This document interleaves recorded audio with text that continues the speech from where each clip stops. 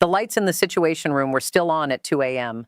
Not because of a military crisis, not because of a natural disaster, not because an adversary had moved troops across a border somewhere. They were on because someone needed to explain to the President of the United States why the executive order he had signed 6 hours earlier, an order designed to bring Canada to its knees, had instead triggered the fastest and most surgical diplomatic response in the history of the U.S.-Canada relationship. Not a protest, not a strongly worded letter, not a phone call expressing disappointment. 6 agreements, canceled before the ink on the American order was dry. Before Washington had finished reading what it had signed, Ottawa had already finished responding. This is a speculative scenario, a what-if built on real economic data, real supply chain dependencies, and the very real question that nobody in Washington seems willing to answer out loud. What happens when the country you are trying to pressure has already prepared for exactly this moment? What you are about to hear goes deeper than any headline. If you want analysis that explains the structure underneath the news, follow this channel and turn on notifications. Now let's go back to the moment it began. The executive order was called the American Energy Sovereignty Act. In the scenario we are examining today, the order was drafted over 3 weeks by a team of trade lawyers and energy policy advisors who believed with complete confidence that they had built an airtight instrument of economic leverage. The core mechanism was simple: a 40% tariff on all Canadian crude oil imports, effective in 30 days, with a provision that the tariff would increase to 65% if Canada did not agree to a renegotiation of the bilateral energy framework within 90 days. The logic on the surface seemed reasonable. Canada sends approximately 4 million barrels of oil per day into the United States. That oil feeds refineries in the Midwest, in Ohio, Illinois, Indiana, Michigan, refineries that were specifically built decades ago to process heavy Canadian crude and cannot efficiently process lighter alternatives without expensive and time-consuming infrastructure modifications. The advisors who built this order believed that this dependency created leverage, that Canada, facing the loss of its largest export market, would come to the table quickly, quietly, and on American terms. What the order did not account for, what the 3 weeks of drafting apparently failed to surface, was a single document sitting in a filing cabinet in Ottawa that had been prepared, updated, and quietly rehearsed for 18 months. That document was called the Bilateral Dependency Reversal Protocol. It was not a retaliation plan. It was not a list of matching tariffs or countermeasures designed to mirror American aggression. It was a sequence dismantling plan, a step-by-step framework for surgically removing Canadian cooperation from 6 specific areas of the U.S.-Canada relationship in a precisely calculated order designed to maximize economic pressure on the American side while minimizing disruption on the Canadian side. The protocol had been built on a core insight that Canadian trade analysts had identified 18 months earlier during the first round of tariff confrontations. The insight was this: the United States and Canada are not symmetrically dependent on each other. They are asymmetrically dependent in ways that almost entirely favor Canada in a sustained confrontation. And the 6 agreements that Carney cut on the night the energy order was signed were not chosen randomly. They were chosen because they represented the 6 points where that asymmetry was most acute, most painful, and most impossible to replace on any timeline shorter than a decade. The first agreement canceled was the Integrated Border Energy Infrastructure Compact.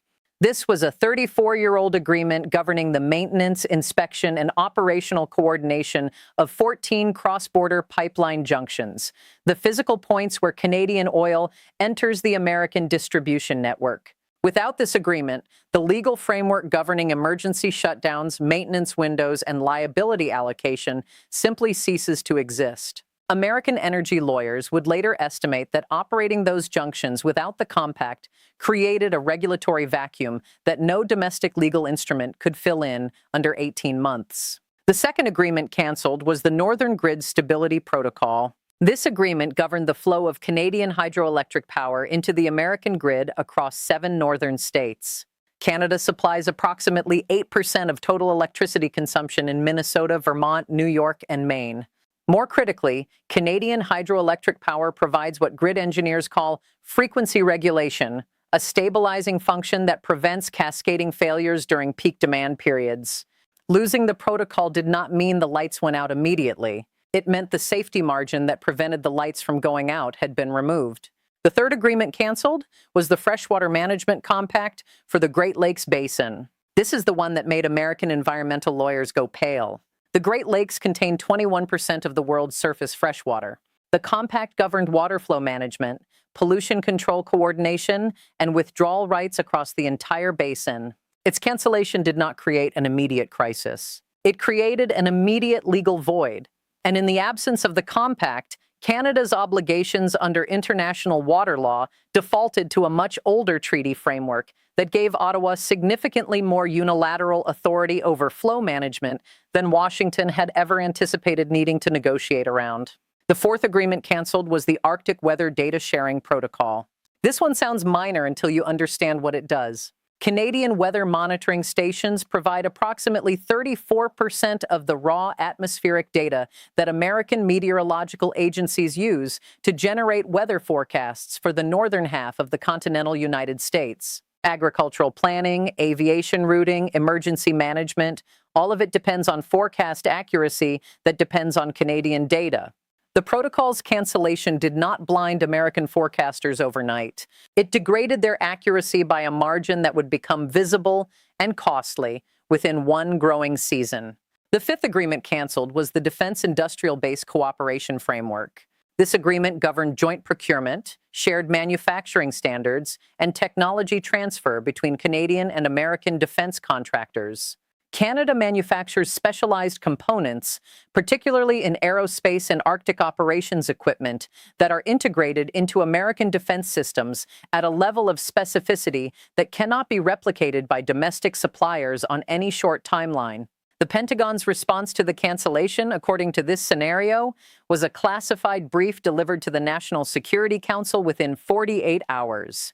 The unclassified summary contained one sentence that circulated widely inside Washington policy circles.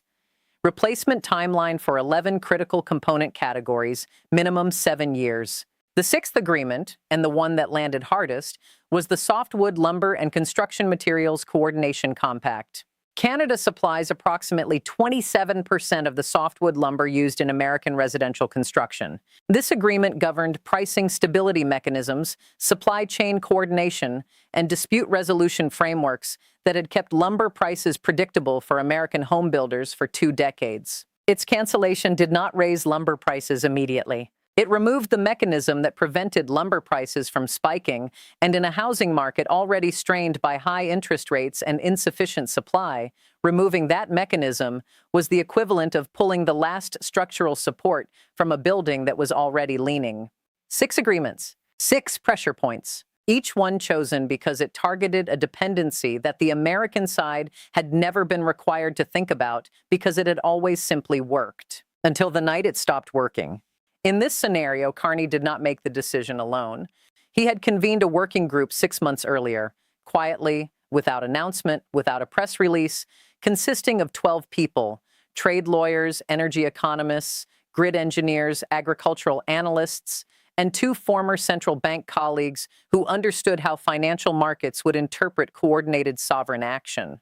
The working group had one mandate: map every point where Canadian cooperation was load-bearing for the American economy and design a sequenced withdrawal that could be executed within hours of a triggering event. The triggering event they had planned for was an aggressive unilateral American action on energy.